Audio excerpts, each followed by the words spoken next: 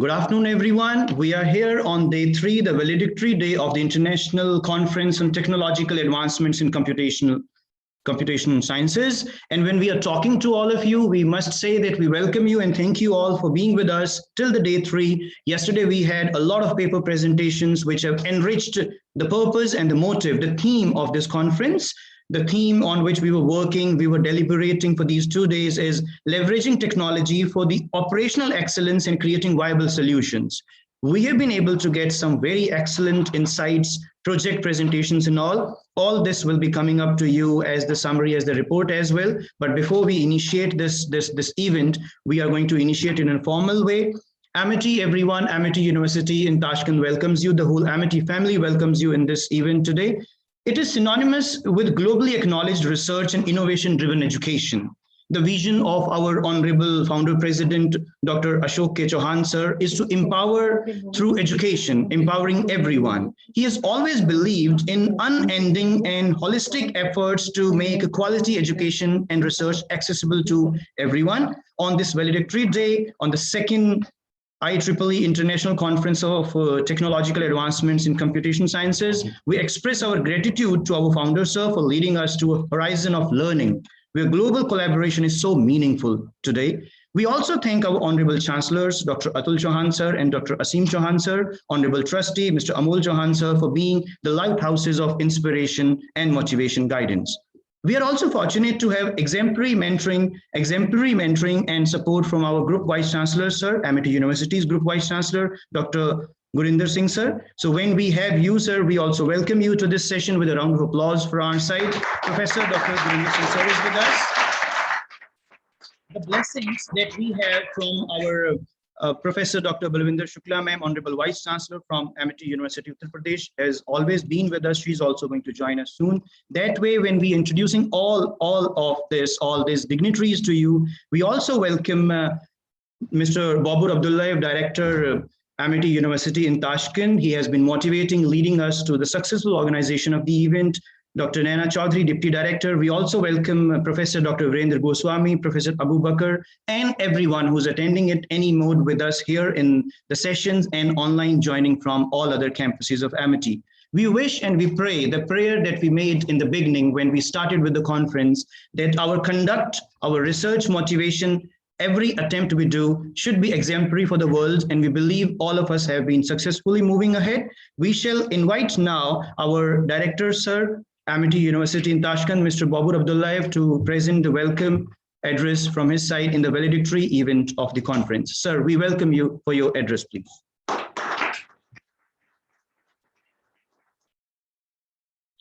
Good afternoon. Assalamu alaikum one more time. It's my honor and privilege to welcome all of you for the second edition of our International Conference on Technological Advancements in the Computational Science. What a great opportunity to speak from my side, and what a great conference it was. So during 3 days, we were witnessing a lot of bright and brilliant minds.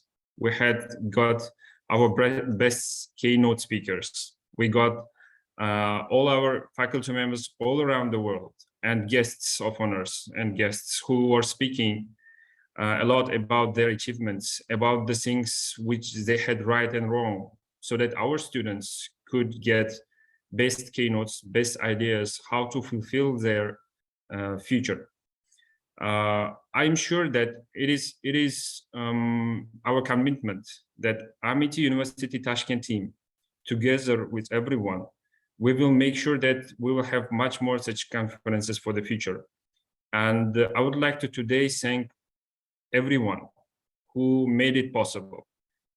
First of all, this is the IEEE team, especially IEEE Kazakhstan subsection team, who had made it possible together with Amity to hold such a brilliant conference. I would like to thank all the members of our team, faculty members who are making it possible, our students who are having enough patience to have the great minds to listen for the best professionals and fulfill the ideas for their futures.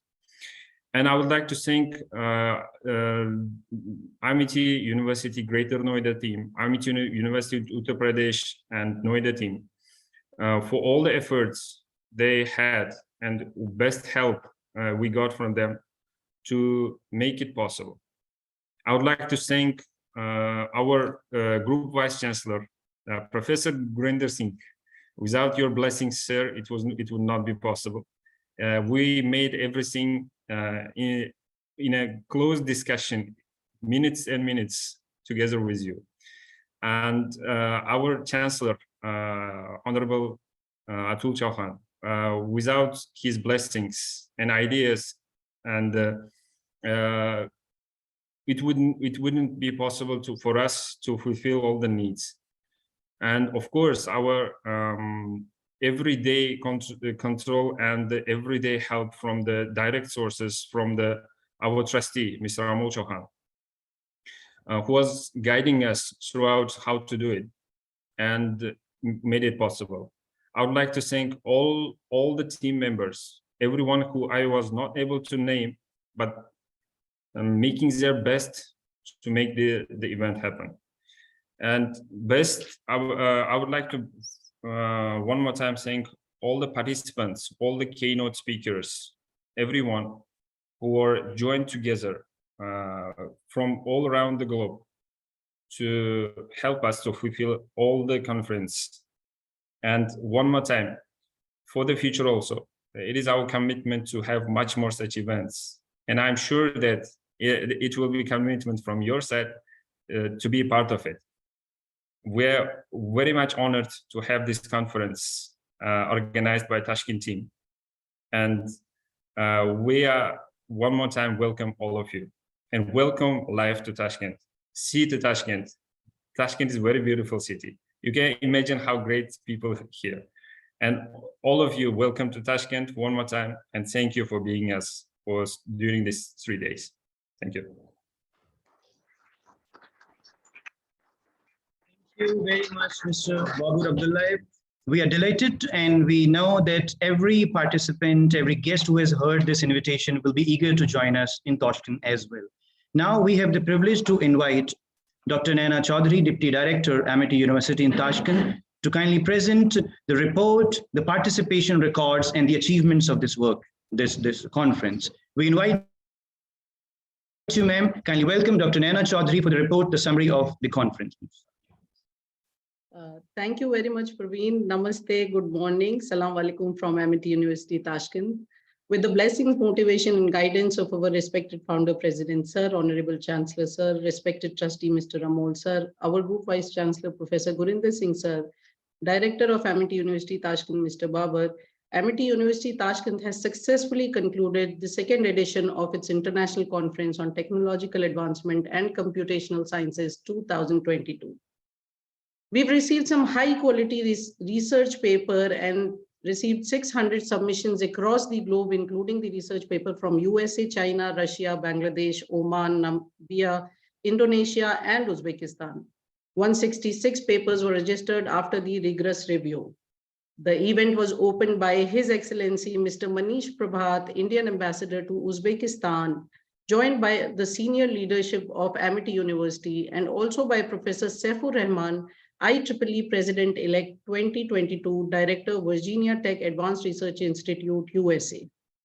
For the valedictory, we are today joined by Professor Abu Bakr Hamid from Putra Business School, Malaysia, Professor Vincenzo Fiori from the University of Milano, Italy, Professor Raghuraj Singh from Harcourt Butler Technical University, Kanpur, and Professor Virendra Goswami, ex-Vice Chancellor and President, Environment and Peace Foundation, India. I'm grateful to all our respected keynote speakers who joined us today despite of their busy schedule. Some of the highlights of the event were the panel discussion by the high-powered women innovators.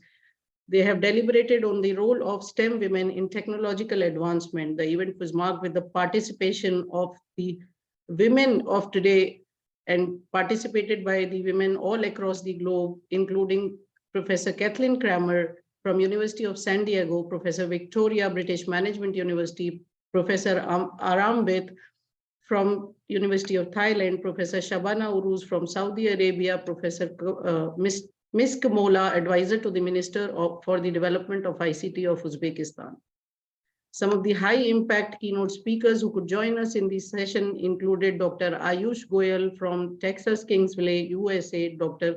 Ahmed Aziz Ismail from the Tashkent State University of Economics, Professor Peter Chong from New Zealand, Dr. Viryana from Indonesia, and Mr. Jotwani, Head of Government Relations, NCR Corporation, India. Dr. Raza Haider, University of Essex, United Kingdom, Dr. Saad Ahmed from Sweden, Professor Rakesh Kumar from Kolhapur University, Dr. Bhuvan from the former Joint Registrar of Trademarks in Ministry of Commerce and Industry, Government of India, and Mr. Yogi Ahuja, Vice President, Bank of America, USA. The event has also witnessed the MOU ceremony of Amity University Tashkent joining hands with the Indian Uzbek Center for Entrepreneurship Development to promote entrepreneurial skills among the students of Amity University Tashkent. We are extremely grateful to the organizing team at AUT and Greater Noida and the guidance of our Group Vice Chancellor, Professor Gurinder Singh Sir, for guiding us and ensuring smooth coordination for paper presentations, track management, session chair coordination, and author coordination. This is the brief summary report from my side. Thank you very much. Thank you very much, ma'am. When you say brief, we do sense and see the comprehensive achievement of the conference, where we traveled across the world with research and projects. We signed MOUs, and the participants who came to present their paper also came from every corner of learning and academics. Now, we have the blissful and warm-hearted presence of Honorable Group Vice Chancellor, Amity Universities, Professor Dr. Gurinder Singh Sir. We invite you, sir, to kindly address us with your inspirational words and blessings. We invite Professor Dr. Gurinder Singh Sir for his address. Sir.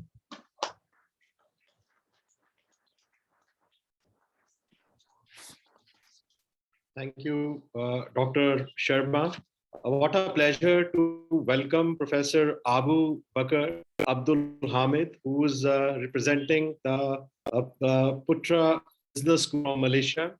After a long time, I am seeing our friend, Dr. Virendra Goswami, who has worked very, very closely with us, and Professor Raghurat Singh, once again meeting you on virtual platform.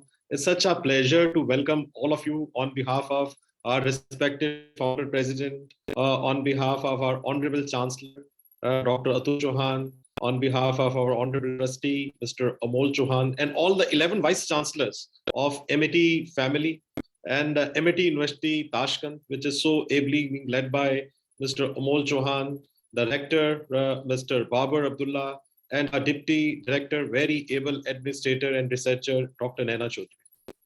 Great to see that more than 600 papers were received in the IEEE second conference, which we are organizing in Tashkent. And out of 600, there were 166 papers which were presented in this conference. A huge applause for all the researchers, participants who have made this conference a huge success. Give a huge applause to all of them. As our founder and our honorable chancellor say, that research is in the DNA of every MIT. And when Mr. Amol Chauhan, who is a product of Harvard University, was trying to inculcate the theorem of research into the systems of Tashkent, one thing was very clear, that this was our commitment to the government of Uzbekistan, that if we will open up a university, if we will create a world-class institution, we will ensure that research is something about which our faculty students, they should be most passionate about. And I remember those days when our honorable chancellor, Dr. Atul Chauhan, gave a commitment to the Prime Minister of Uzbekistan and the honorable president of Uzbekistan, that we are going to create a university on which the Uzbekistan government and the whole world is going to feel proud for many centuries. And the outcome of this IEEE conference is very much evident on the commitment which MIT University has shown through this very high-powered research conference which we are organizing. I was told by the chair of the IEEE Kazakhstan and also by the Region 8 head, Professor Mike Hinchey, who has been recently elected, that this is for the first time, this is for the second time that MIT University is organizing IEEE conference. But this was the first ever initiative which was taken by any private university or any university in Uzbekistan to bring IEEE to Tashkent.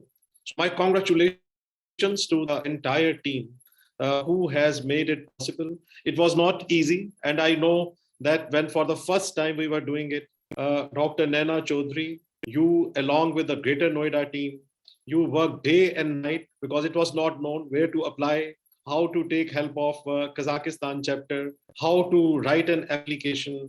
You, along with the team of Greater Noida campus, where Mr. Vikram, where Mr. Prateek, where dedicated people, along with Dr. Ajay Rana, worked on number of proposals which were in front of us. I know that a lot of time has gone in reviewing the papers, and I was going through the quality of the research papers, really amazing. We have seen participants from across the world participating in this conference.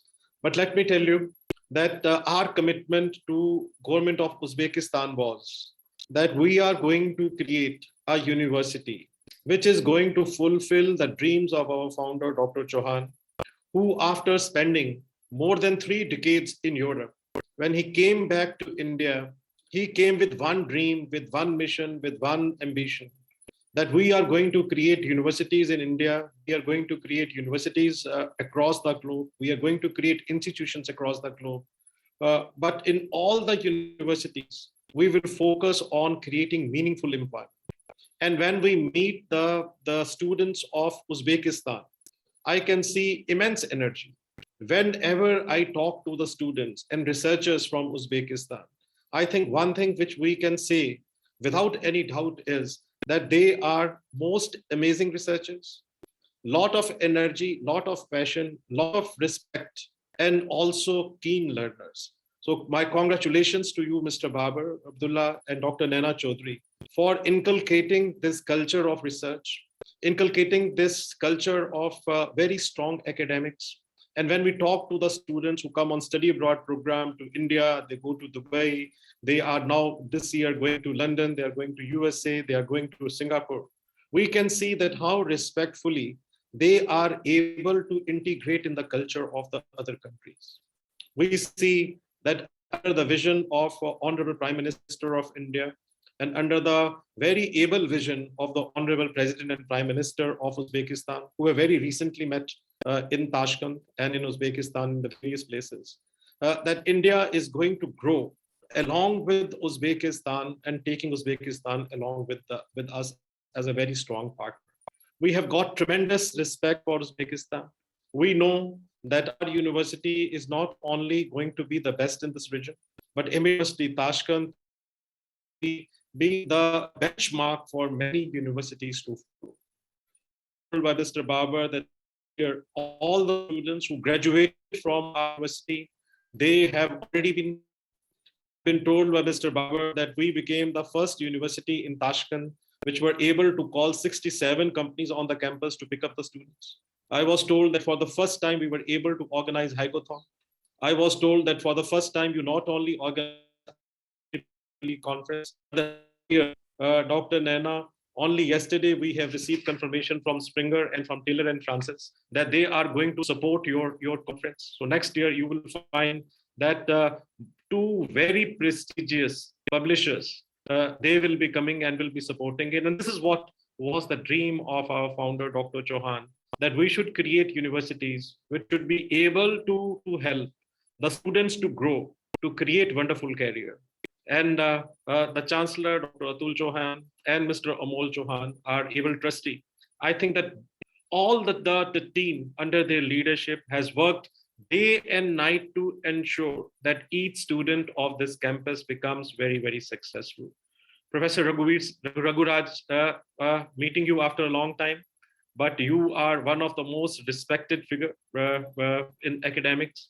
And when I see Professor Abu Bakr Abdul Hamid from Malaysia, please pardon me saying it, but you are not only one of the most respected academician, but we have seen you speaking in various conferences, and coming of your to Tashkent is again a testimony of the high quality research which this conference has been able to produce. Dr. Goswami, we have worked together with you for long years. We have got many memories working together on various projects, including working on IT conferences, also looking at various things. But let me tell you that you look same as you used to 20 years back. May God bless each one of you. Once again, on behalf of MET family, thanks to everyone who has contributed. Greater Noida campus team, who has not only helped, but has worked enormous contribution they have given to organize this conference. From my side, from the side of management, our gratitude to all of you. Thank you so very much.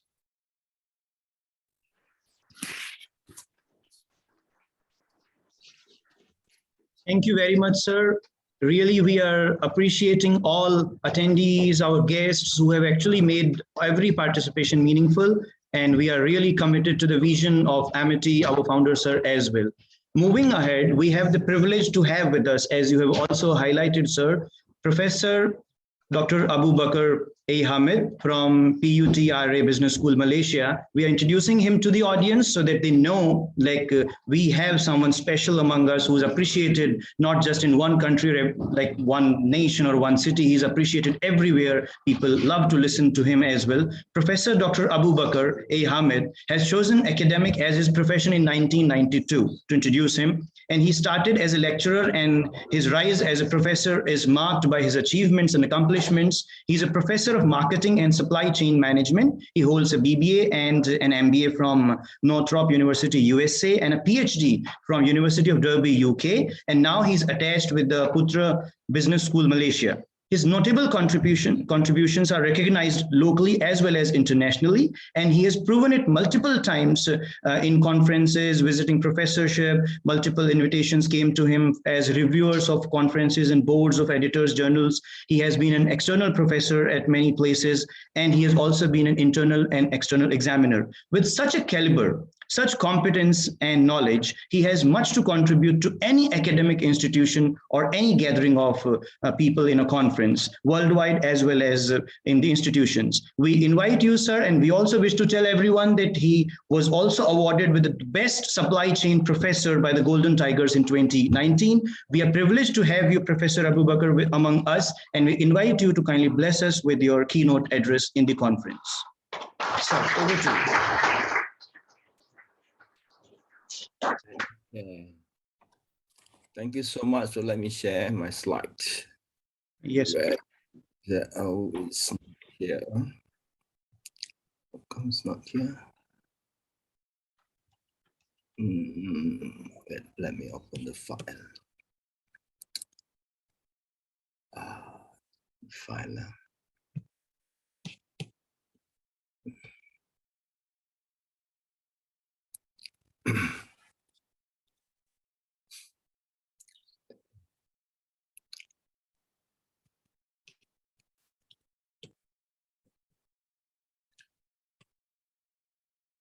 Can you see now? Can you see my slide? It's coming up. Yes, sir. We can see it. Marketing in digitalization era. Yes, sir. Okay. Thank you so much, every one of you. And I'm glad and much being honored to come to this IEEE conference. Yeah? And what you call it? And with this modernization, yeah, that we are seeing now, that there's a lot of things whereby the engineers, computer sciences, scientists, and marketers are working towards for the betterment of human lifestyle. So with this, we are moving forward with digitalization era. So marketing in the same manner are embedded or with embrace the technology for the betterment of mankind. Yeah. So that's the purpose of this coming this talk that I'm going to proceed with. Yeah. So that's me. Yeah, I'm the Putra Business School. So it's about the marketing evolutions. Yeah. Way back, we have marketing 1.0. So basically, it's more of toward functional. Yeah. We have the sales manager, we have the products, yeah, sell it, and so forth, yeah, where people buy.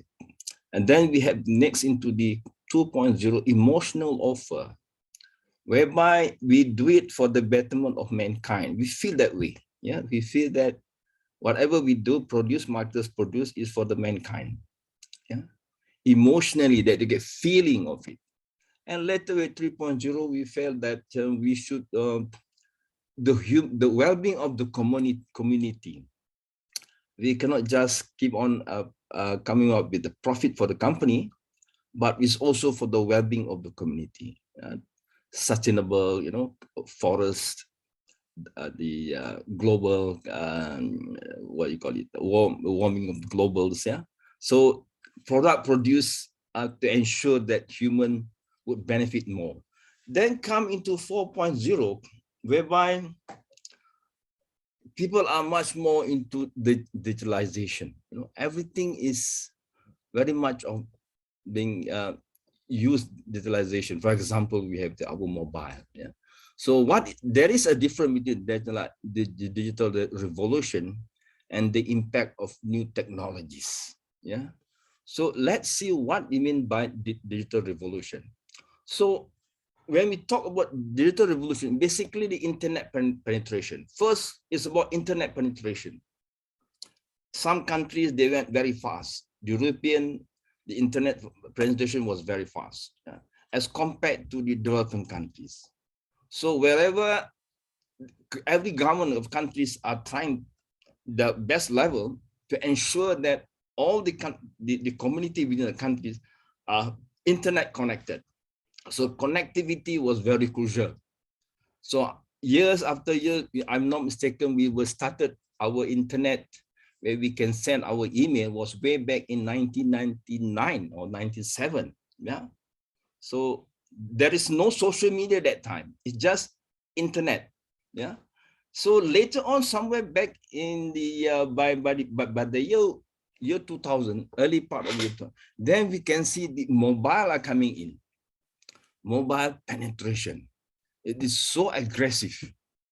So that is again falls under digital revolution. Then people change their lifestyle, using digital revolution. Yeah, everything is connected. So people are connected, but later on, the next part of this digital revolution is the technologies applied. Social media was there, transportation, accommodation, all kinds of application been introduced. These are technologies, and it continuously disrupted. And there's a lot of disruption. Each and every, as some says, within 24 hours, there is another disruption in terms of technology. Yeah. So we are all connected, but what kind of technologies are we using? So if you look here, the ecosystem of digital is that the infrastructure were built. Yeah, the government come up with infrastructure, all kinds of investment been made. We have the manufacture of handsets. We have distributor, network of operators are established in any part of the world. Yeah, so this is to ensure that community are connected by digitalization. So what happened next is that it seems that marketers must understand that the drive of our market now is basically based on technology. If you establish your university, if there's no technologies embedded, you are nowhere. Yeah. Now we are having Zoom technologies. Yeah, we are connected somewhere in the early 2000s, but now we are using technology. The technologies that we are implying now. Yeah, so we are connected around the world by technologies. Yeah, we can face We can see each other. We can conduct class from any part of the world. These are technologies. Yeah. So means any product that being produced by marketers, it has to be a technologies embedded. Yeah, to have to be technologies embedded. So what are these new technologies? We have the AI. How marketers or companies are introducing AI in their organization. Social media, every company have their own social media, and we have our own community social media. We are talking about voice and facial recognition, big data, machine learning. There are there are many more things that I even don't know, yeah. But it's coming, yeah, and it's like a tsunami coming to us. Robotic, chatbot, blockchain. Oh my God, yeah. And in fact, then we have this sensor of internet, IoT, marketing automation, intelligent, autonomous machine. We are driving our car. We are not driving anymore. The machine is driving us. Yeah. So connection everywhere with 5Gs. Now we are going to 5Gs. Online and distant learning, biometric, neuroscience. These are all happening now. These are happening now. So any product being produced, they have to have these technologies. We look here. So as such that any product or service should be highly technology embedded. We look at automobile. Yeah, we have this Tesla. We have Tesla, all kind of technology being embedded there. Yeah, you come to your smart house, smart home, courier service, any kind of product or services, they have to be highly technologies embedded. We have classes, campuses. So these are simple examples. One day perhaps people are driving cars like this is what's happening now. Yeah, it's a matter of press a button, and you are connected around the world from driving a car. And one day you are no more driving. Yeah, you just give instruction. So all those technologies are embedded in a car. Yeah, in a car.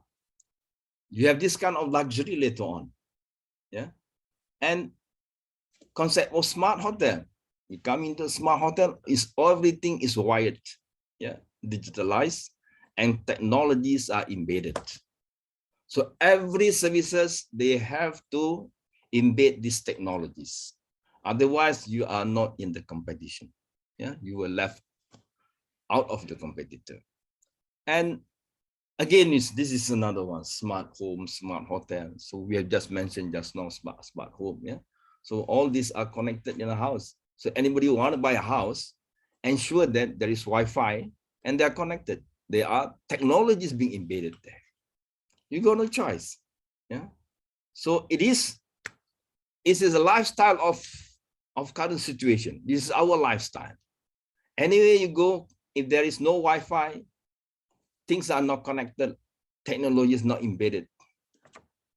So you are left out. Yeah. If you start flying in an aircraft, yeah, you can still communicate with all part of the world. So this is why we can see that these technologies, as I mentioned, the new technologies should be embedded in all product and services. So guys, yeah. So in any situation, any part that you go, people will see what is the technology, advancement of technologies that are connected in the digitalized world. So without very much, this is you have your class, yeah. There one day you have your high-tech class, like this is going on, and in fact, you know, you have your what you call it, your board there. Yeah? There's a board there. Yeah, it's all digitalized. Yeah, it is technology there. This is the future. It's coming. Yeah, and due in fact the blessing of pandemic, people are connected like this. Keep on upgrading of technologies. This is what we call it as this technology disruption is going on. It's going on 24 hours. Yeah? So this is what's happening. So marketers and computer scientists, engineers have to work together to for the betterment of mankind, right? That's from me. Thank you so much for your attention.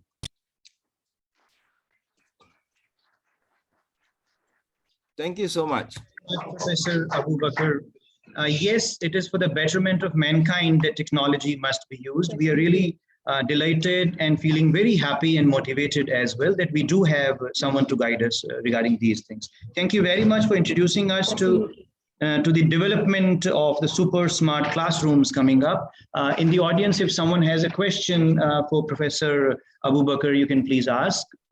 Yes, is there any question or any insight that you have experienced? Because we could see students and participants noting down the notes from your slides. Thank you very much, Professor Abu Bakr. We wish to felicitate you and honor you with appreciation and gratitude from our side. We are thankful that you joined us today in the conference. Thank you. And we really look forward for association with you, and we'll keep on having you in our conferences. Thank you very much, sir. Thank you. Thank you. So much. Thank you. We shall move ahead to our next keynote address, and the topic for the keynote, Artificial Intelligence in Cloud, Fog, Edge Computing, and Internet of Things by Professor Vincenzo Puri, Department of Computer Science, University of Milano, Italy.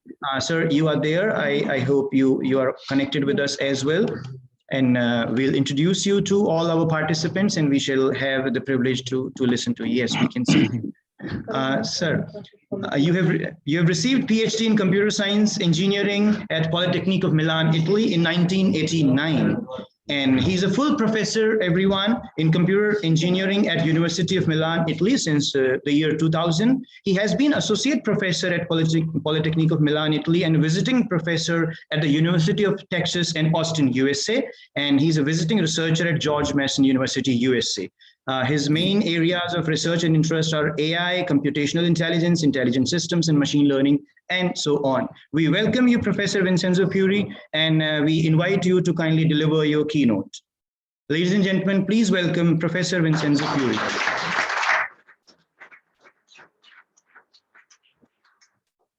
Sir.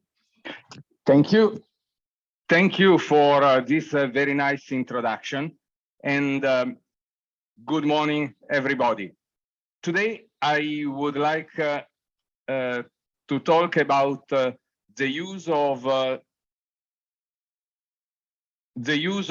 some technologies in order to manage complex. Sorry, I'm trying to understand why it's not. Okay. Yes, so we can see. Yes.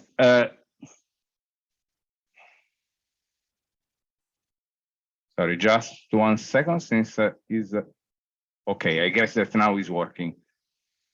I was saying that I would like to talk about some technologies.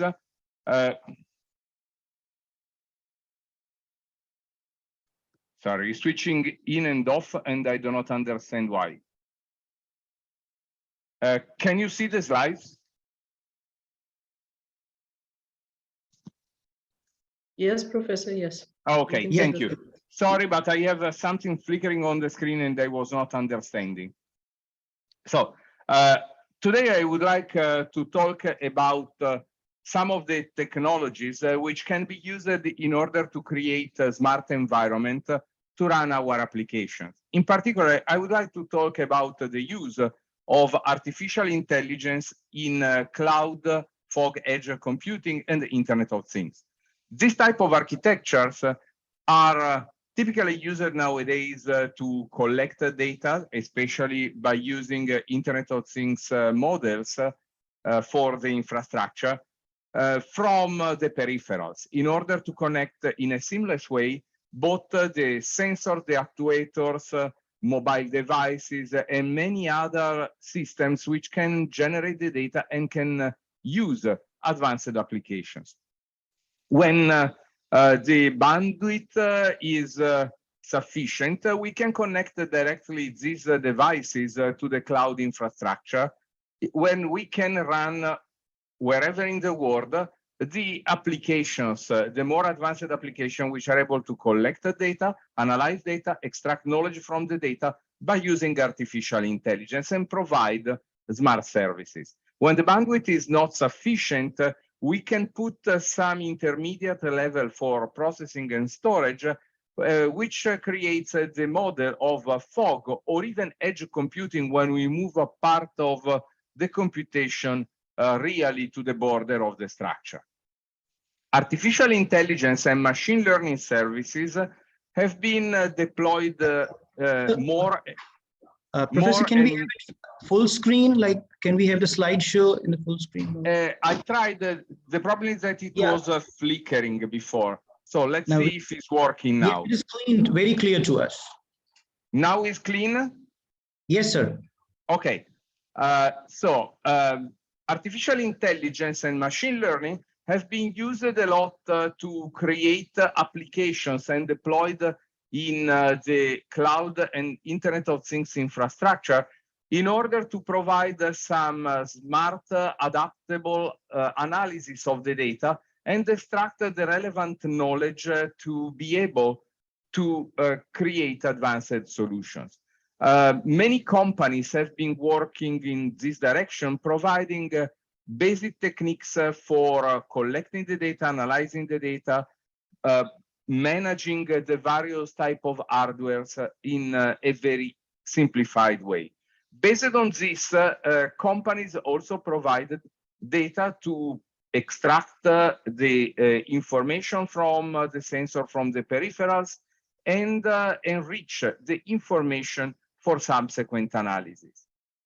On top of this data collection and analysis level, many companies also provided tools and components that can be used to build advanced solutions, both providing machine learning components to analyze the data with some pre-configured operations in order to support designers which are not really experts of artificial intelligence and machine learning to just focus on tuning some of the parameters on the specific application. And then we have also many services which have been made available so that we do not need actually to take the components and build them in our own application, but we can just connect to a service which is already running and available to process the data according to our needs. On top of this, many companies also tried to provide support for building smart interfaces, much more interacting with the humans in a natural way by using, for example, speech and vision. Many companies also created specific solutions, specific use cases, not just as a simple service addressing a very elementary problem, but as a use case in the real world. So that, for example, if we need to control a manufacturing process, we may have directly a use case that we can use for our specific control. Other companies are also providing a more comprehensive infrastructure really to build the entire application set for a specific industry area, for a specific industry sector. In this case, we have all problems, all typical software tools which are needed in an industry, for example, an automotive manufacturing process, from the beginning to the end of the process to manage the entire manufacturing chain. And this really helped the industry to improve the quality of the manufacturing production and the quality of the product and the quality of the services. And as a consequence, artificial intelligence and machine learning became very popular in this perspective. There are also other systems focusing on data analytics, which create a comprehensive platform in order to collect the data, process the data, extract the knowledge from the data, according to the needs of the user in an interactive way, providing a solid basis, and then providing the opportunity for visualizing the reporting extracted from the data, and even creating some real-time monitor with the triggers which attract the attention when there are critical situations to be dealt with. And finally, providing also decision support systems. But artificial intelligence can be used not only in applications to build the applications, but can be used also for managing these applications in many different aspects. We can use artificial intelligence, for example, in defining the preferences, the requirements for the use of the cloud or the Internet of Things services, so that the users can specify the characteristics, can specify the preferences, not only in a crisp way, but also in a fuzzy way by adopting fuzzy systems. And the artificial intelligence has been shown very effective to perform the matching to build on the previous experiences of this or other users to provide the best match. And evolutionary computing, one of the artificial intelligence techniques, has been shown effective in the literature and in the practice to perform a flexible, efficient optimization mapping. Then this allows not only to map to choose the cloud, but also to choose the services in a multi-cloud or a cloud federation environment in order to split the application and use the best services made available by the different providers. It can be used also to map the various tasks that we need to perform on the appropriate virtual machines, providing all resources, memory, storage, computing, which are services which are needed for the application in the best way as possible. Optimizing also multi-objective optimization systems by considering not only aspects related to the functionalities, but also the price, the quality of the service, the efficiency, the flexibility, and many other parameters that the user may want to consider. In addition, we can use cloud, fog, edge, and the Internet of Things for critical applications, for mission critical applications. And as a consequence, it is important to ensure the continuity of service, as well as the dependability for security. Artificial intelligence has been shown effective also in this perspective. For example, for detecting a possible malware intrusion, as well as for analyzing the trustability of the service, of the system, as well as to predict the possible vulnerability of the various components.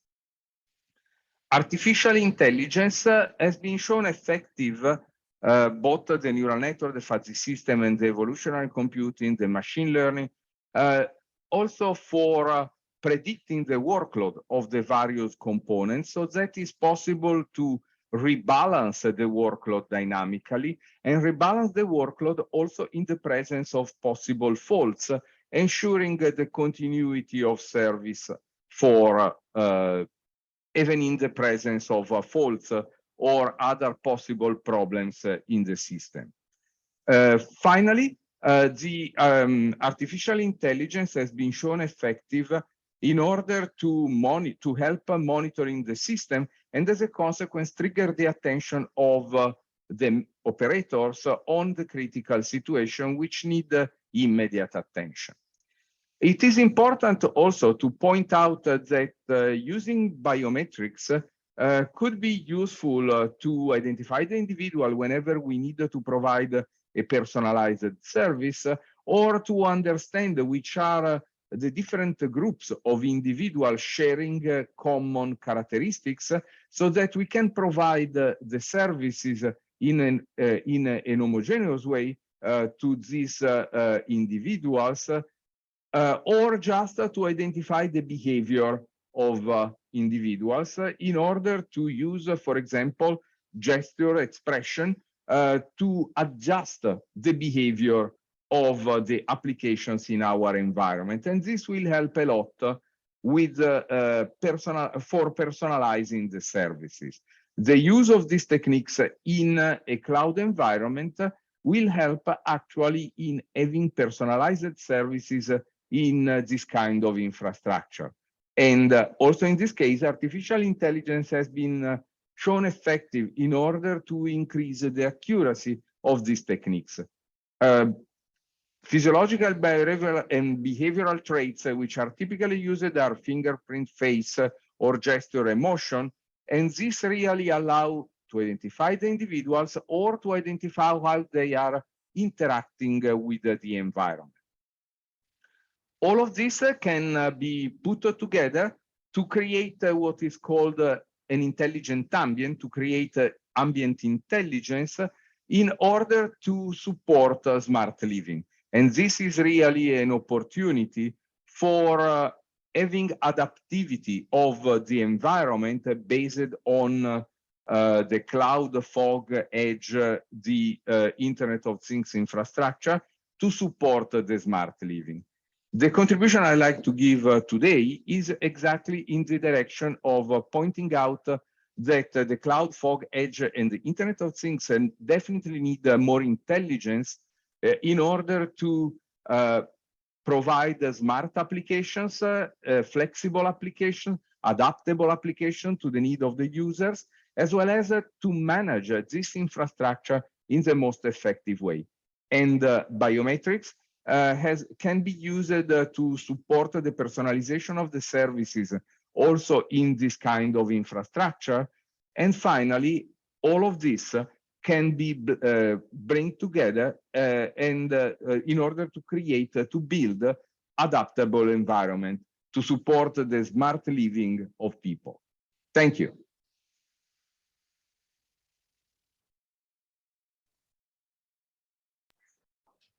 Thank you, Professor. This is insightful. Like finding these crucial words on the same screen, cloud and fog and edge computing with IoT, then machine learning, and then AI actually makes it meaningful. And like there's one observation or query, or I would not say fear, but yes, they want to know this thing, the young students who are studying these things. Such big comprehensive integration, is it going to remain safe or risk-free? Or in what terms you see that a personalized IoT coming to everyone through cloud or integration of cloud, will it be safe for everyone who is not familiar with the cutting edge technologies as well?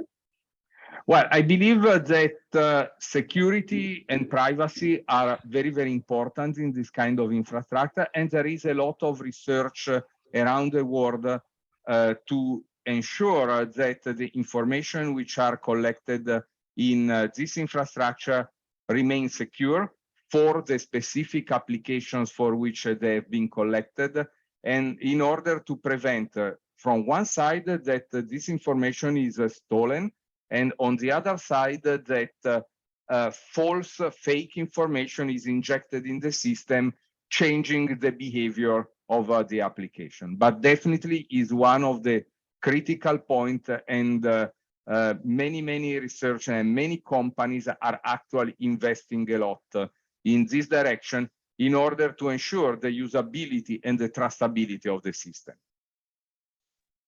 Thank you very much, Professor. That's something positive for the future for us as well. We thank you very much, and we are giving applause to you for your ideas and thoughts. Thank you very much. We shall move ahead to our next keynote address. Just to tell you the number of keynotes that way, like the address that is going to come now is the 17th keynote in this 3 days conference. It is going to be something that we just concluded, the 17th one. Let's move on to the 18th keynote address of this conference, which is going to be delivered by someone who has been long associated with Amity, as well as our Honorable Group Vice Chancellor has also stated and shared. Professor Raghuraj Singh, who's Dean Planning and Resource Generation at Harcourt Butler Technical University, Kanpur, is joining us for his keynote now. And the keynote addresses on developing adaptive cybersecurity systems using machine learning. So to introduce Sir, Dr. Raghuraj Singh is currently working as Professor and Head of Computer Science and Engineering Department and Dean Continuing Education and Internal Quality Assurance at Harcourt Butler Technical University, Kanpur. He has got experience of more than 3 decades, and he has also worked on significant projects of AICTE and UGC, has been associated with IETE, IE India, CSI, ACM, IC, that is ISTE and IACSIT Singapore as well. We request Sir to kindly guide us and inspire this generation of youngsters and researchers to join the innovations. We request you, Sir, to kindly deliver your keynote. Professor Raghuraj Singh, please welcome everyone for the keynote address in the ICTUS 2022. Thank you, sir. Thank you very much for giving an excellent introduction of myself and my highlighting my association with the Amity University. As has been introduced, that I will be delivering the keynote address on development of adaptive security systems, cyber security systems using machine learning. So as we know that more and more organizations are being targeted by the cyber criminals, questions are being raised about their planning, preparedness, and investment into the cyber security in order to tackle such incidents. The adoption of cloud technologies and the invasion of social media platforms into the workplace have added to the problem. Experts now believe that the cybersecurity program of most of the organizations are not a match for the persistence and skills of the attackers. The question is, does the answer to this problem lies in the machine learning and artificial intelligence? Of course, as has been pointed out by the Professor Vincenzo, that today is an era of artificial intelligence and machine learning. So the solution for cybersecurity systems will also come through this new technology, that is by making use of effective use of artificial intelligence and machine learning. If we see the traditional security systems which were developed or which are prevalent today, they are basically passive in nature and have a small code change by attackers can lead to breach even the most secure networks, because we are not able to adopt the changes which are being carried out by the attackers in the code. Even if a threat is detected, a valuable and prompt alert sent by these systems is very similar to the hundreds of such false alerts which are generated on the daily basis. So in the majority of security breaches, post-attack analysis which has been carried out points out that cybersecurity expert reveals that the attackers had just to tweak the malware code a bit to get past the organization's cyber defenses. The problem lies in the fact that most of the current security systems rely primarily on the static knowledge. So we have to think of a solution which will be different from the traditional approach of finding out the static information and on the basis of predicting the new attack on the basis of static information only. So if we see the traditional cybersecurity system applications which are designed to detect the malware, spot intrusions, and discover the data theft, these are based on rules, signatures, and fixed algorithms. And these can act only on the basis of knowledge that has been fed to them. So this knowledge is static in nature because this knowledge is not able to adopt to the new signatures or new rules or the new algorithms which can be created by the attackers. The signature database can be updated and should be updated regularly, but for all that, it will still now contain signatures for the only known malwares, because for the new malwares, the signatures will be different and these cannot be adopted. Therefore, in the event of a new previously undetected threat, these applications may fail to spot it. But given the sophistication of modern day multi-vector threat attack, we need to devise a cybersecurity solution which is based on emerging technologies like the machine learning. This has raised considerable interest among the cybersecurity experts in recent years to develop the machine learning-based applications for the cybersecurity. And we know that the machine learning-based applications are based on the learning algorithms which check a continuously increasing data set. And machine learning-based applications can also be used to ward off insider threats also. They can collect data from an employee's system and study it to find anomalous behavior. As more and more companies fall victim of security breaches, it's high time for enterprises to adopt next generation security solutions based on machine learning to perfect their cybersecurity defense. So if we see that what is common between the cybersecurity and the machine learning, it is only the rules and signatures and the algorithms which we are going to use. So we have to adopt the changing nature of rules and the signatures which are adopted by various security attackers. So the fundamental principle of machine learning is to recognize patterns that emerge from the past experience and make predictions based on them. This means reacting to a new unseen threat based on past know-hows, that is known data set. So past experience can be a predefined set of examples or what we call it as the training data from which program learns and develops the ability to react to new unknown data. So training of the systems will be performed on the basis of the data which is available to us. And from this, the predictions will be made for the new data also. So still any quality solution has to incorporate predictive modeling, which experts with expert inputs as well as the data mining. So it is unwise to believe that machine learning can entirely replace the human element in the development of the cybersecurity systems, but definitely it can be very effective in narrowing down the threats so that network analysts can focus on analyzing only the serious ones. So machine learning can be used to assist the network analysts so that they will be focusing on the major component. We all know that there are different type of security attacks. Primarily, they have been classified in 9 categories, depending on their pattern. All these 9 patterns we classify as one we call as the brute force attack, which involves repetitive and successive attempts of trying various password combinations to break into any website.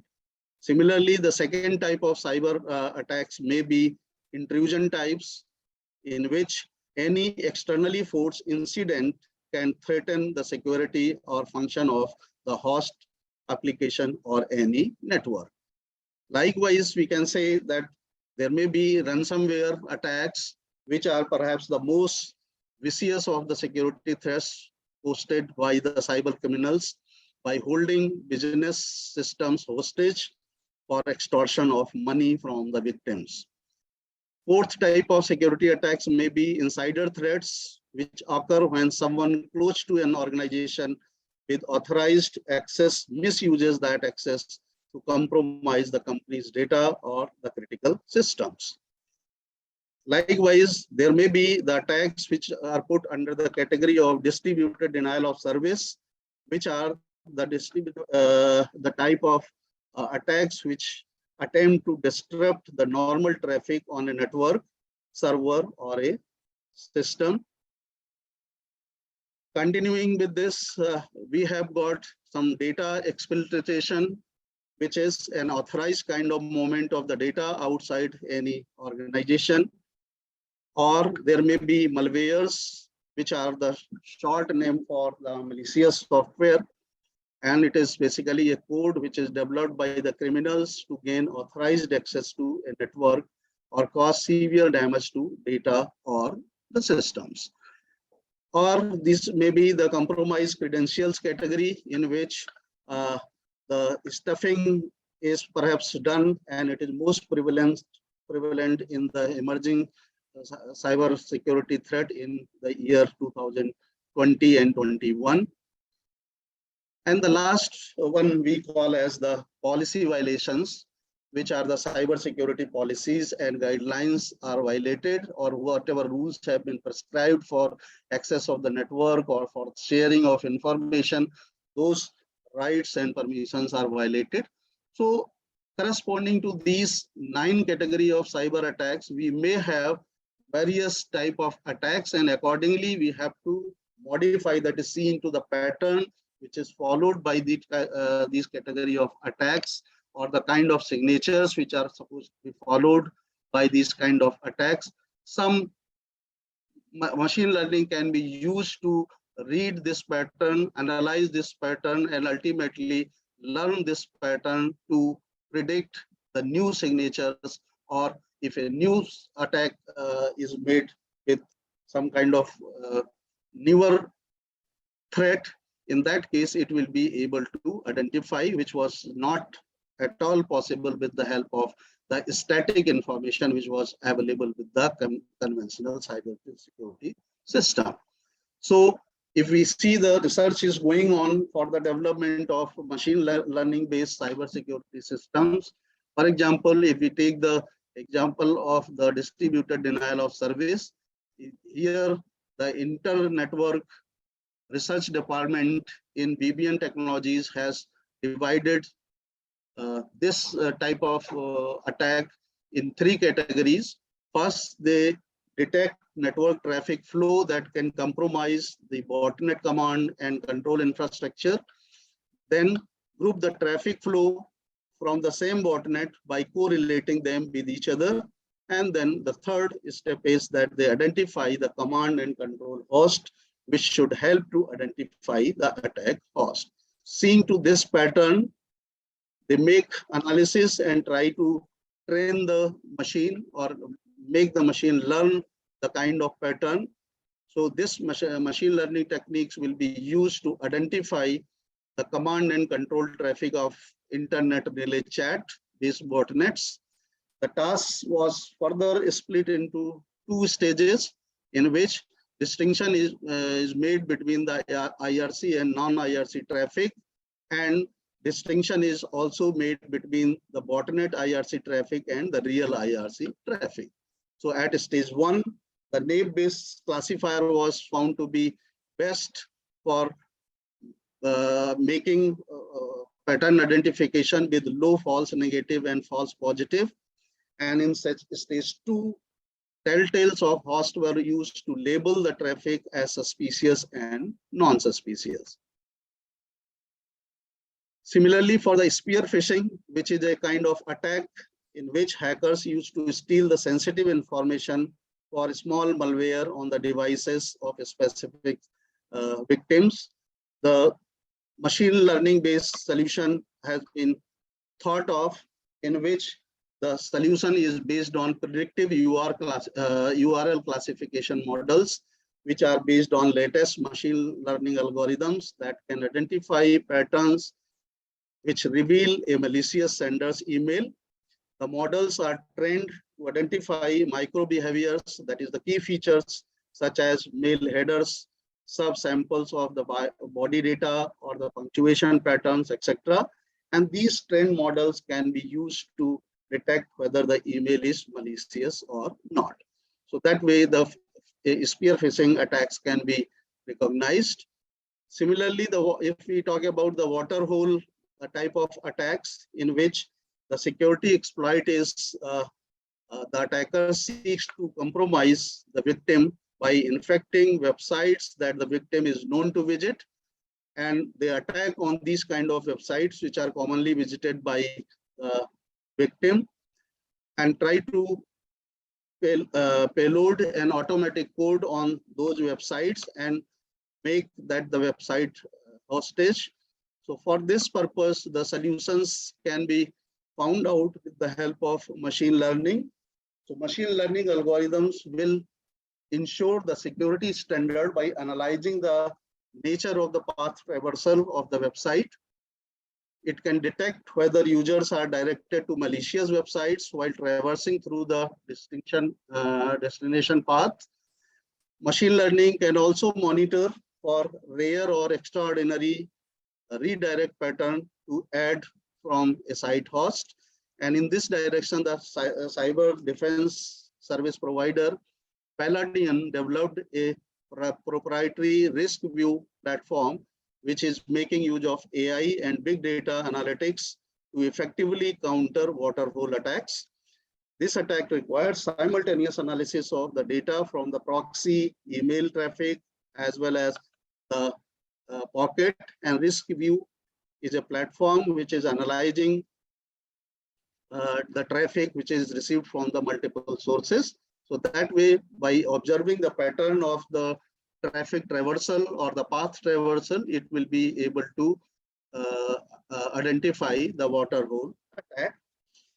Similarly, if we talk about the kind of attacks which are put under the web shell category, in which a small code is embedded into the systems maliciously, and the e-commerce websites are generally hacked with this.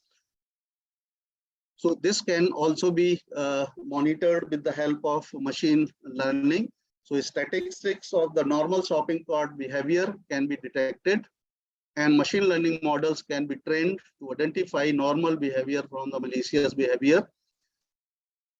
Identified malicious files can be executed on a monitored standalone system in order to train the model further. And these machine learning algorithms can be used to preemptively identify web shells and isolate them from the system before they exploit the system. So that way, by seeing the behavior of the shopping cart, it will be possible to avoid making hostage of the e-commerce website, that is avoiding the web shell type of attack. Likewise, if we talk about the ransomware, as we know that the solution is possible through making use of the neural networks and deep learning algorithm, which can detect unknown ransomware if data sets can be trained to properly analyze micro behaviors of the ransomware attacks. So micro behavior of the ransomware attacks is monitored and analyzed, and the patterns are identified to just detect that whether a ransomware attack is being made on the site or not. Similarly, all kind of remote exploitations, whether they are denial of service attack, or they are related with the DNS poisoning, or they are related with the port scanning, they can be avoided by making use of the machine learning algorithms, because here the machine learning algorithms can be used to analyze system behavior and identify what are the abnormal instances which do not correlate with the typical network behavior. And these algorithms can be trained for multiple data sets so that they can track down an exploitation payload beforehand.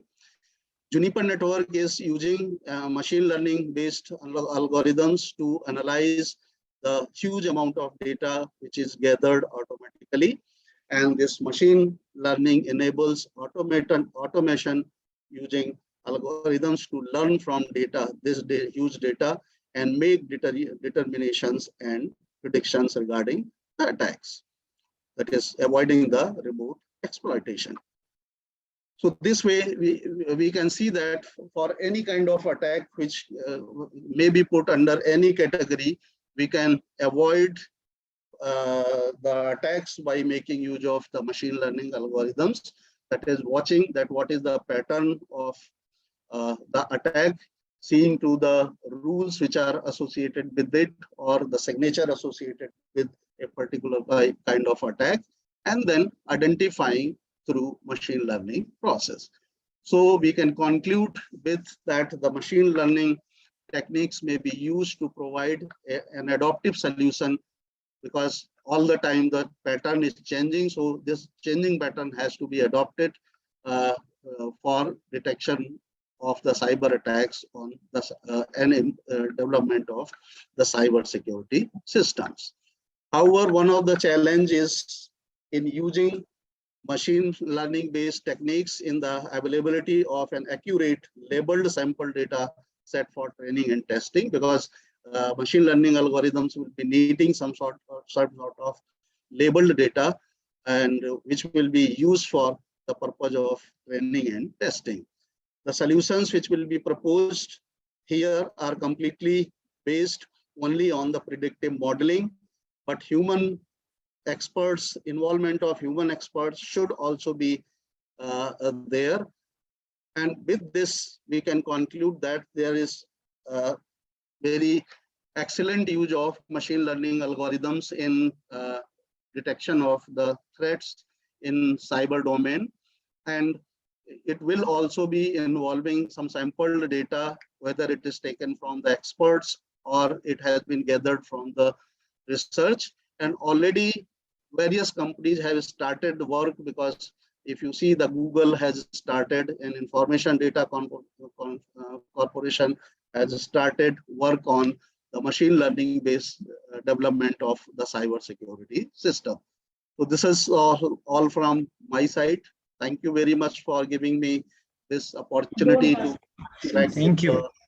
Thank you. Thank you, Professor Raghurat Singh. Thank you.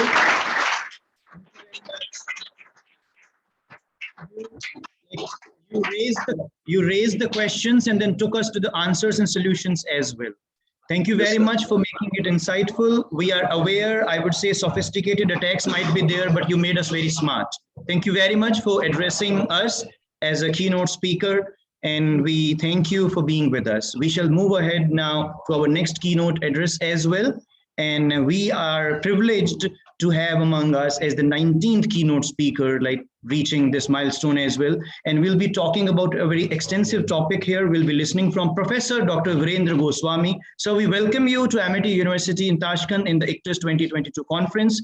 Dr. Virendra Kumar Goswami, PhD, Indian Institute of Technology, IIT Kharagpur, MS from the University of Wisconsin, USA, postdoctorate fellow at the University of Illinois, Chicago, USA. He's a visiting scientist, United Nations Industrial Development Organization, ICTP, Italy, and ICAO, Canada, and the United Nations. Sir has been an emeritus member and a professor as well at AGU, SCB, AMS, and IMS. We request you, sir, to join us. And while we introduce your topic to everyone, we invite everyone to welcome you as well, Professor Dr. Virendra Goswami ji.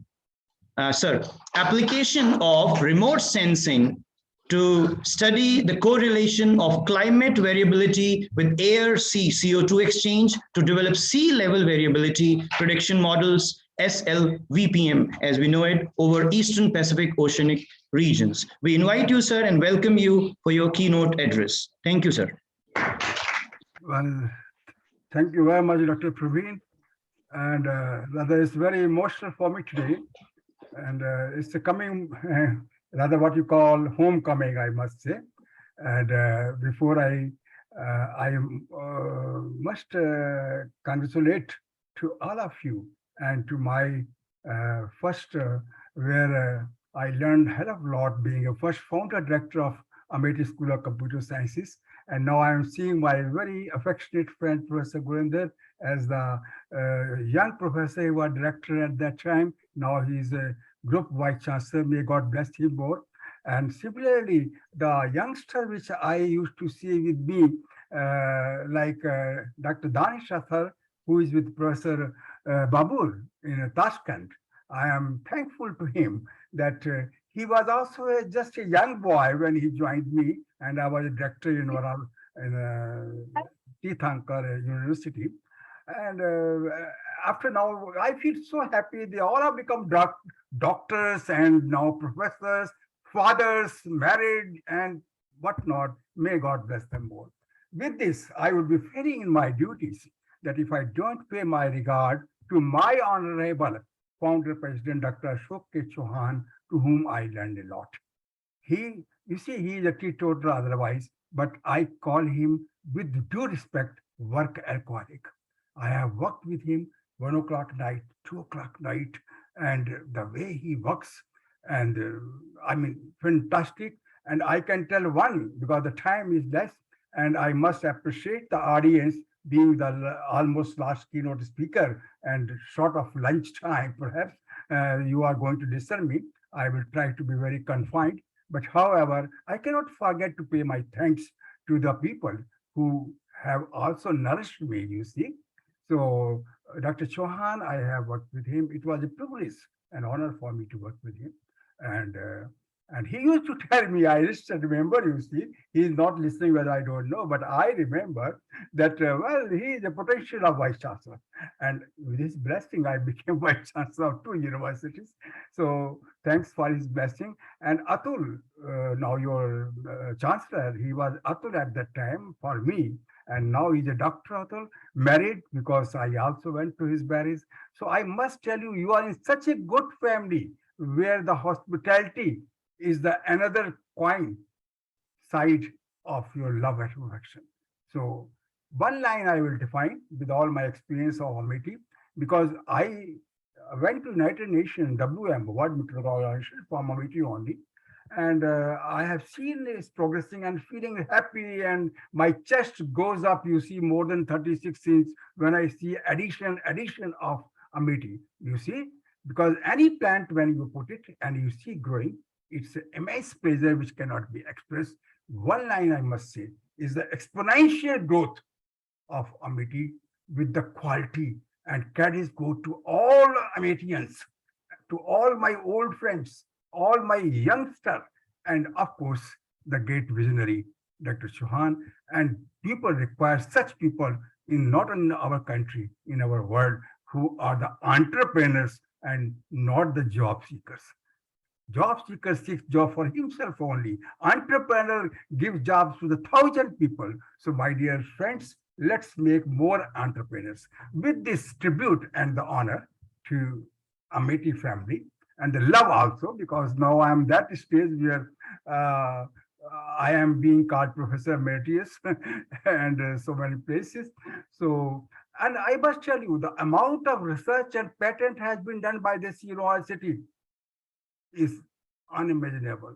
In this short time, I had been a visiting professor to 32 countries all over the world from 1990, and a professor, if Italian professor listening me, that is the place from where I became a visiting scientist at a very young age. But anyhow, not to praise myself, I was just paying my obligations, thanks, gratitude to this organization, and very happy to see your young director. And very nice. God bless you all. Now, with this, I come to my topic, but I think 10 minutes I do have with me. Pardon if I take 1 or 2 minutes more, but I will confine that. Well, you have all from the last 2.5 days, you were listening computer. And well, I'm not going to leave you without computer. So this is a little change and diversion, which you have observed yourself, a terrific change in the climate.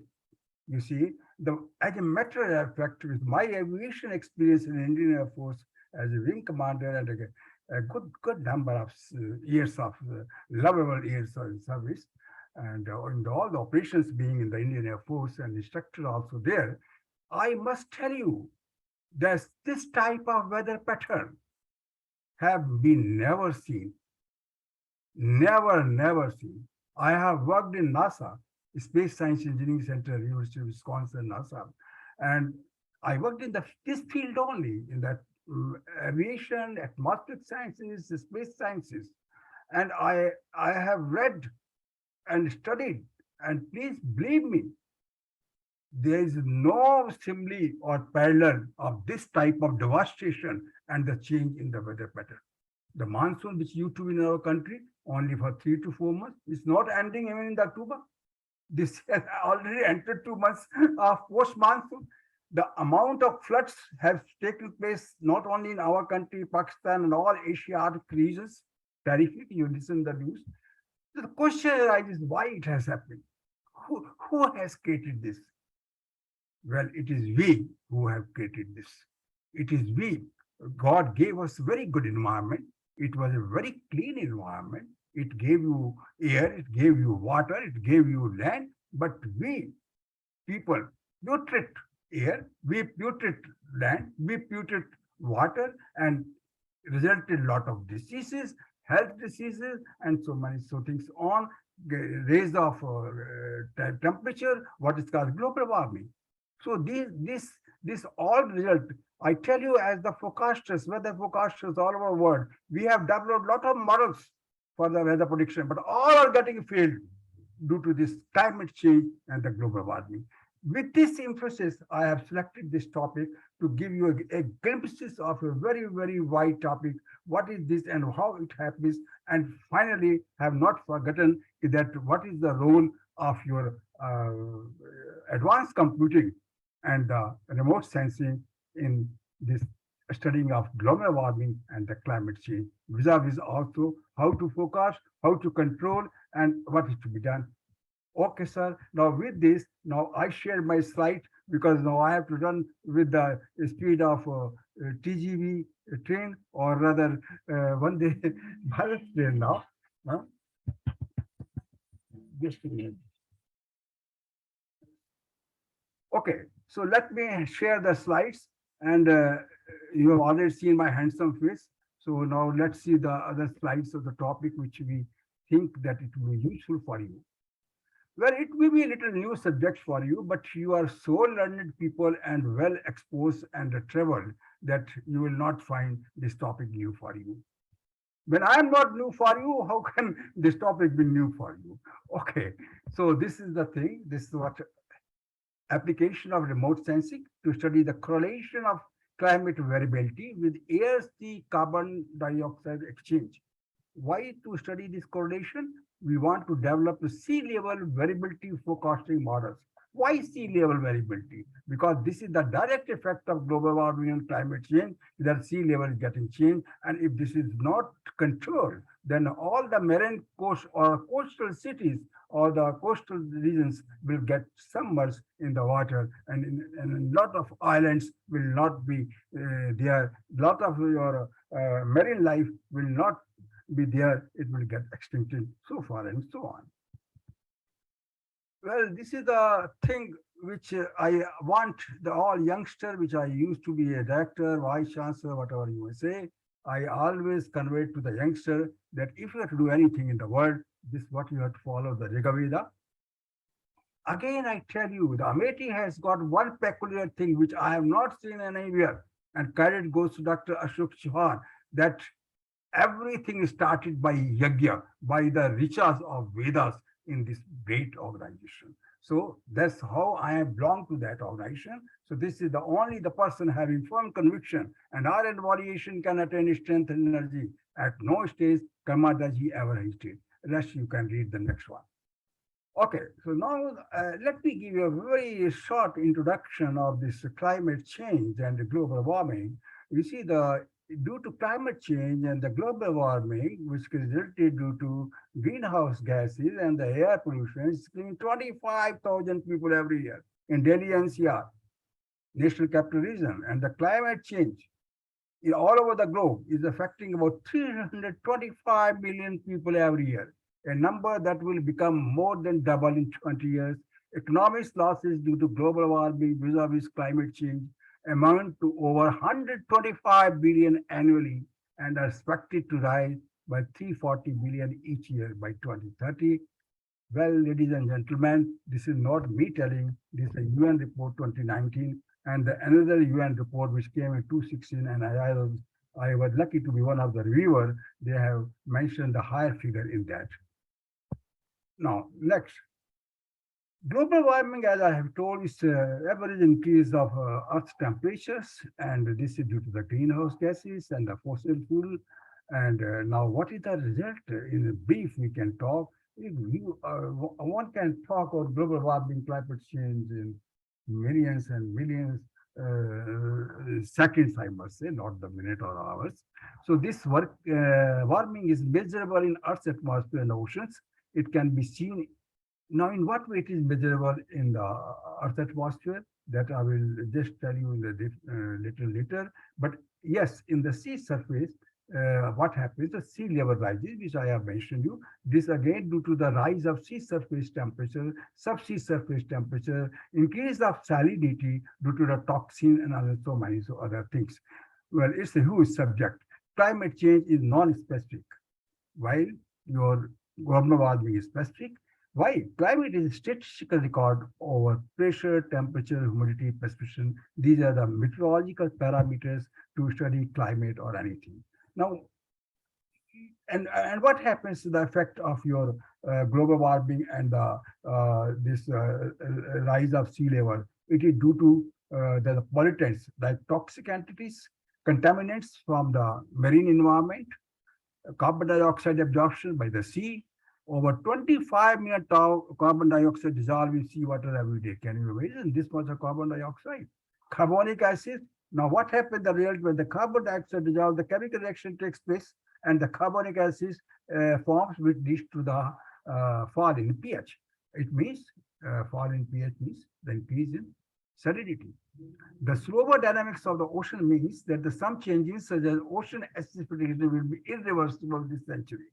And what will happen when this acidification increases, the salinity increases, the soft cores of reef environment are simply melting and getting extinguished. Okay, now a little introduction to remote sensing. The remote sensing, these are the basically in a layman language, the satellites, which consists of different weather satellites, defense satellite. In popular word, we call it spy satellites also. And what basically satellites we define? These are the eyes in the sky, no doubt, and these are man-made machine orbiting in the space in polar or sun-synchronous orbit. Sun-synchronous or geostationary orbit is one and the same nomenclature. So the polar orbiting satellite, for example, is your TIRES. These are the very pioneer type. And DMSP, very rare satellite pictures, which one could not get so easily because these have been taken by United States Air Force. And I was lucky being in the NASA laboratory. I could get these beautiful, photographs like X-ray film. You can see the clouds and the systems very clearly and distinctly. And similarly, now this IS-1A series, which we have got Indian remote sensing series. And sun-synchronous or geostationary satellites, we have got INSAT series, and similarly, so many other series in all over the world, which Europe and US and all these have launched and keep on launching. And of course, we are very pioneer now in ISRO is concerned. As you know, we have developed anti-satellite weapons, you see. Well, that's not the scope of this lecture, so I will not deal with that.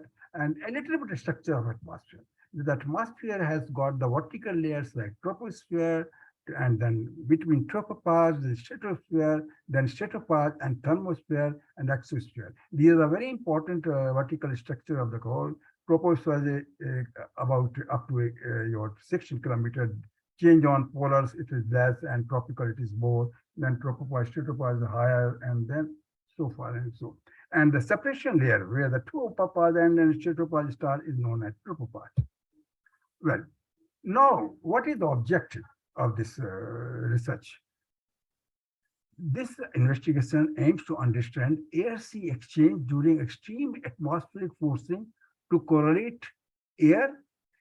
What we want to have the correlation, air collision and the carbon dioxide, which is existing in the sea. I have told you how many tons of carbon dioxide is being dissolved every day in sea.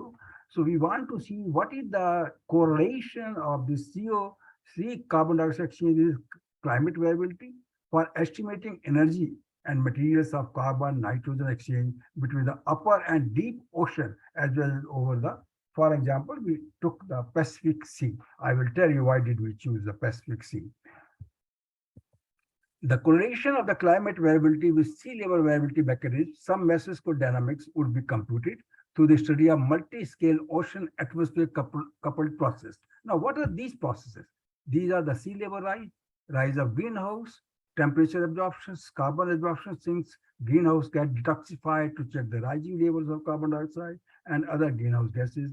In order, why all we want to do? We want to develop a forecasting model so that we can forecast in advance before the sea level rises, when and how much the sea level rise is going to take place. This very anybody can tell you what weather prevailing. It is raining, but it's not easy to tell you when it will rain, what intensity of rain will be there, and what type of rain will be there. It will be a thunder shower, thunder, or what type of weather phenomena is going to take place. And one just forgot one. The next, through sea level variability over topic or oceanic sections, the studies will be made to investigate major atmospheric challenges due to extreme weather events. Mesoscale convective system, I will not, these are, for example, your tropical cyclones are there, what they call hurricanes in the US, typhoons in the Japanese side, ocean salinity, and the marine pollution, ocean circulations, ocean atmospheric interaction. As the, you see, environment is vast, the space is vast, so is this science is also very vast. I mean, this stream of science is very vast, and nothing can be done without high-speed computers, which I will come later on.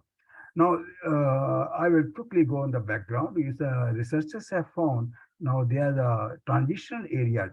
Why the Pacific Ocean? In the Pacific Ocean, we find that transition area, and what are the transition areas? Where the strong gradients of the physical environment that change the biological communities exposed to their physiological limits, and WC, Western boundary cramps. So that's why the Pacific region has been taking place.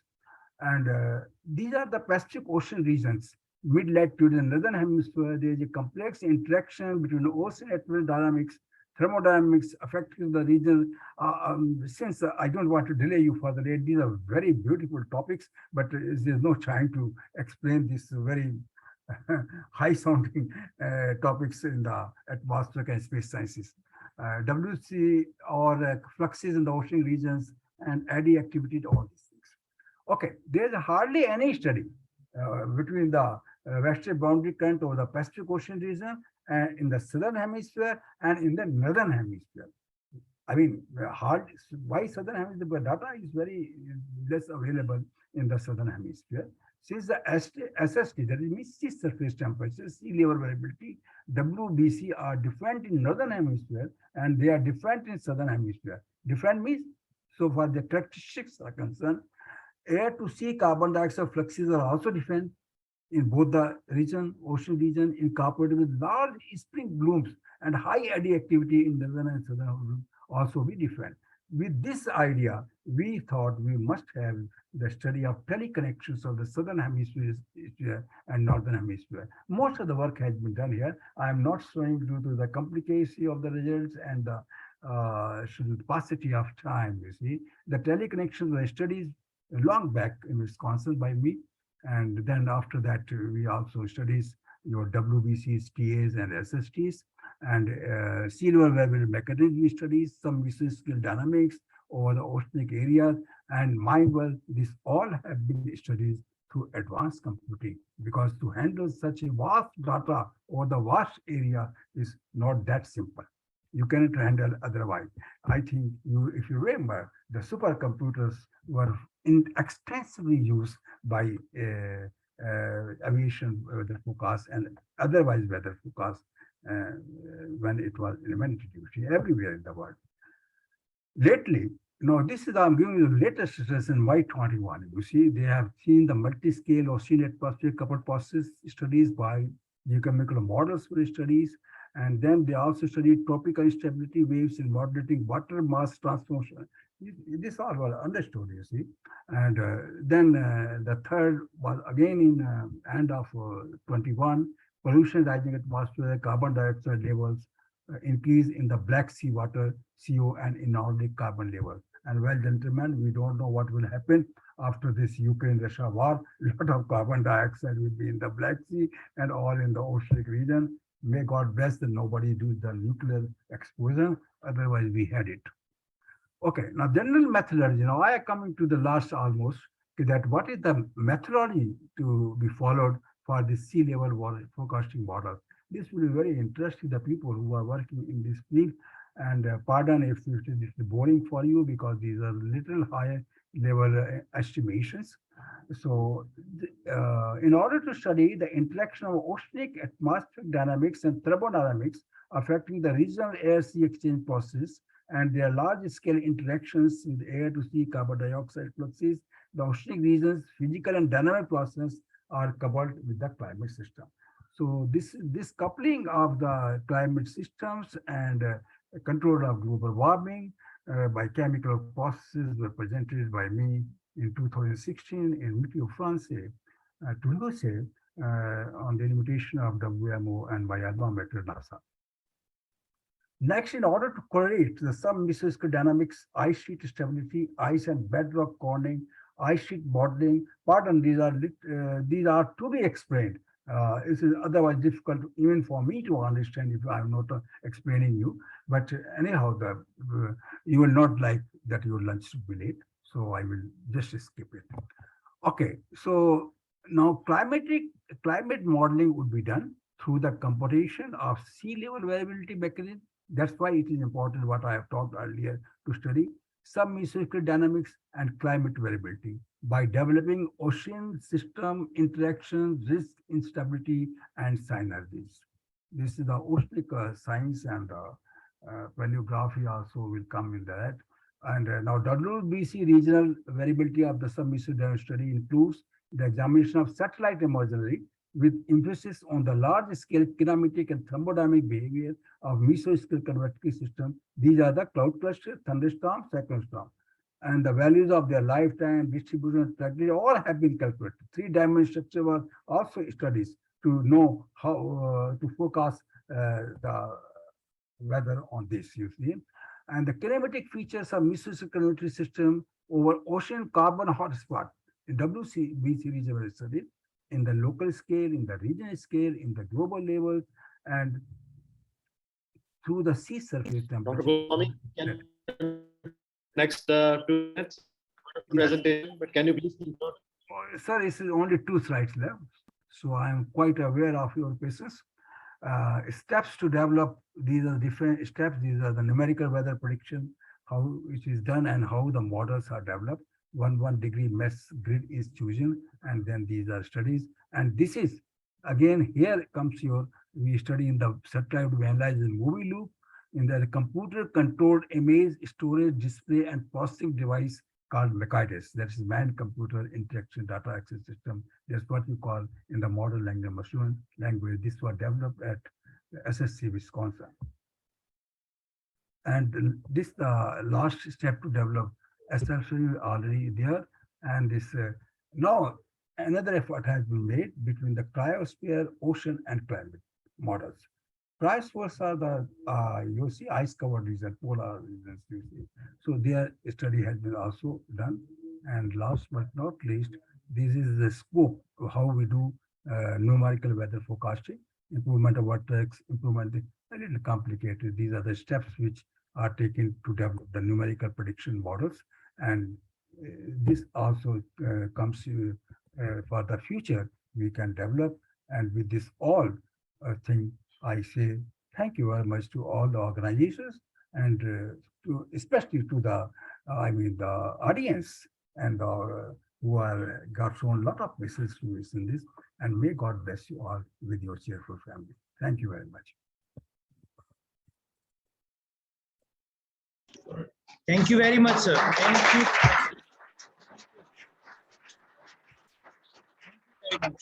We are thankful and we are enriched by experience from the Indian Air Force, NASA as well. Thank you very much. The audience learned a lot. We thank you. And now we shall move ahead to felicitate and respect everyone. Before that, we have the honor actually where we will mention someone who has guided us, empowered us, and has always been with us like the most strong strength for us. We are requesting our Honorable Trustee, Amity University in Tashkent, Mr. Amol Chauhan, to address us with his inspirational words and blessings. Sir, we are really honored to have you and invite you to kindly address all of us. Sir. Thank you, Professor Parveen. It's an absolute privilege and honor to speak here after our very, very worthy keynote speakers have, in a very short period of time, given us a glimpse of the great work that is being done throughout the world and across the world in various countries. And I think this was just a glimpse of all the great things that were discussed during the conference. And it gives me great pride, great satisfaction that such illuminary figures and such stalwarts of the field could participate in this great event for Amity University, Tashkent. And I cannot thank you enough, Professor Abu Bakar, Professor Vincenzo Piori, Professor Raghuraj Singh, and very especially Professor Goswami. You shared some old stories of founder, president, and chancellor, and that made us emotional and happy. I am very, very proud of the Amity University Tashkent team for hosting this event in such a beautiful manner, for all the students and speakers to be so involved, all the faculty members to have put in such a great effort. And this truly, truly is a great step in the direction of the vision of a founder president and chancellor to make Amity University Tashkent one of the best universities in Central Asia in a very, very short period of time. So events and conferences like this and exposure like this for not only our students, but other members of our Uzbek family in Tashkent will really go a long way to achieve this goal. And everyone here, everyone who has attended this conference is a part of this journey and is a part of not only the Amity family as a whole, but Amity University Tashkent family in specific as well. And as Mr. Bobur and Professor Singh had earlier mentioned, that you are all welcome to visit Amity University in Tashkent in Uzbekistan. It is a very beautiful country. It is a beautiful campus. But the best part about Uzbekistan are the people. I think the people are very hardworking, very inspiring, and want to achieve more and more. And I think I can see the country and the campus going to very high places in the coming years. So it is very exciting times. And congratulations to the organization committee again, Dr. Naina, Professor Seema, and it's a great job. Getting such great people is not easy, and you have done it commendably well. Professor Praveen, very well managed. Thank you, sir. It's you did a great job, and I think there can be no thank you without mentioning Dr. Singh, whose brainchild this conference, this gathering, this movement to make Amity Tashkent even better research and innovation driven university was the thought of Dr. Singh. So Dr. Singh, thank you so much. And without you, none of this is possible. And of course, our director, Mr. Bobur, you have supported Dr. Singh and the team very ably in this and have managed the conference very well. So thank you so much. And to the students, I hope you learned a lot. I can see your happy, smiling faces in the classroom, and we are always very, very happy to see you. Thank you so much. Thank you, sir. We are honored and we are pleased, the Amity family really feels strong to follow the vision of Honorable Founder President. And when you come to guide us and inspire us, it actually gives the actual strength to keep on doing such conferences. And yes, all the students, and we are committed to make Amity University Tashkent the benchmark among the campuses as well. Now we request you, sir, and also request Professor Dr. Gurinder Singh to join us to felicitate our speakers of the day with the appreciation certificates for them as a gesture of gratitude from Amity University, sir. So we bring their certificates on the screen and also wish that you also join us in this felicitation, sir. We have Professor Dr. Abu Bakar A. Hamid with us. We thank you, sir, for joining us today. And then we have Professor Vincenzo Piori as well. We had Professor Raghuraj Singh and Professor Dr. Virendra Goswami. These four of us have taken us to the four different directions and brought us together on the proper ICTIS 2022 theme as well, where solutions were also delivered, questions were raised, and then resolved as well. Thank you very much to honorable keynote speakers. And now this is the time for a special announcement as well, where we shall request our honorable trustee, Mr. Amol Chauhan and Professor Dr. Gurinder Singh Ji to name these best papers that have come. So the first paper coming up on the screen, and we wish that the participants, paper presenters have the honor to hear from you, their names. If these, like the best research paper awards, we have got these certificates for them. So in your presence, we announce the best research paper award is being given to Gayas Ahmed, Mohammad Shahid, and Akhilesh Kumar. So a big round of applause for the first best paper here. There are no positions, but we do have these. Now we move on to another best paper selected among around 200 research papers presented. Preet Kamal Singh and Jaspreet Kaur. That paper is coming up, and the certificate is delivered from our side to them here. So the research paper by Preet Kamal Singh and Jaspreet Kaur. One more best research paper representing the quality of research presented in the ICTUS 22 conference, Keshav Kaushik, Tanisha Singh, and Prabhu Manikandan V. We congratulate you. We appreciate all the presenters, all paper presenters.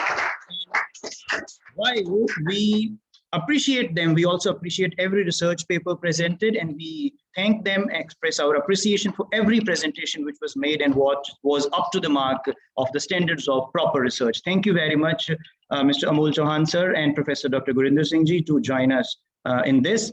We shall move ahead to a gesture which is of course I'd say born out of the values we have learned at Amity when we were learning it, that we need to be grateful to those who assist us. We need to be thankful as well. So we are presenting to you this vote of thanks. I'm fortunate to extend it on behalf of the whole team as well and the whole Amity family as well. First of all, we present this vote of thanks and we thank the IEEE Kazakhstan subsection for giving us this empowerment and giving us this opportunity to work on this, and we stay committed to organize such conferences on a better scale now. We also thank the Amity University Greater Noida team to assist us, join us, lead us, and bring the quality presentations as well. We appreciate the participants, the presenters who made it possible to bring a proper research here. We appreciate our IT team who brought this proper streaming and better connectivity. We are thankful to the non-teaching staff, the purchase and operations staff who supported us, the whole organizing team, right from the delivery of the kits to the food to everything. We are thankful to them, appreciate them, and we must not leave those two people here at Amity University Tashkent who made it all possible with all smiles, our Honorable Director, Mr. Bobber, and Dr. Naina Chaudhary. We are really appreciative of your support and effort and unconditional efforts from all of us. And the last but not the least, we propose this vote of thanks to the Amity spirit of quality research and coming together. We thank you everyone, and we brought this applause for Amity University family, global family. And we here conclude this conference with a promise and appreciation for everyone and a commitment that next year again ICTUS will bring up more benchmarks and more milestones. We are thankful to our honorable trustee, Mr. Amol Chauhan sir, Professor Gurinder Singh Ji, Professor Raguraj Singh, Professor Virendra Goswami. We are thankful to Dr. Professor Abu Bakar Ji and everyone here. We are also thankful to Mr. Bauer that we will keep on doing such things. Thank you very much from this hall, and we really feel that we have been actually successful in learning more and more. Thank you very much. And we do have the blessings of our founder president, sir, our Dr. Atul Chauhan sir, Asim Chauhan sir, and everyone. We salute you and the spirit of Amity that we are going to keep alive. Thank you very much. We give a round of applause to everyone.